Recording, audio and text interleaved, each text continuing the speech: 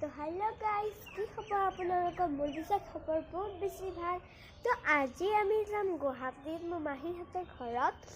তো ধনদাদাহঁত আহি আছে, তাত আমি যাম। তাৰপিছত আপোনালোকক মই ব্লগ বনাই দিম। তো এতিয়া মানে আমাৰ জাৰ্ণি হোৱা নাই। ধনদাদাহঁত আহিব লাগিব, বজাৰ কৰিব লাগিব, তাৰপিছত যাব লাগিব, আহিব লাগিব, বহুত বেছি কাম। আৰু কালি আছে মোৰ নিজৰ মুনু বিয়া। গাইজ মাহীৰা আছে, গাহৰিটো মই আছে এনে ৰেডি হয়। এতিয়া মই যাবও পাৰোঁ, নাযাবও পাৰোঁ। যাব পাৰোঁ, নাযাব পাৰোঁ নহয়, যামে যাতে ঠিক হৈছে।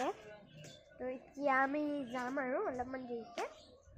ধনদাদা আহিব, তাৰপৰা দেখাম মই। এতিয়া মানে মই এনেকৈ অহা যোৱা কৰি আছোঁ, মোৰ কাম নাই একো।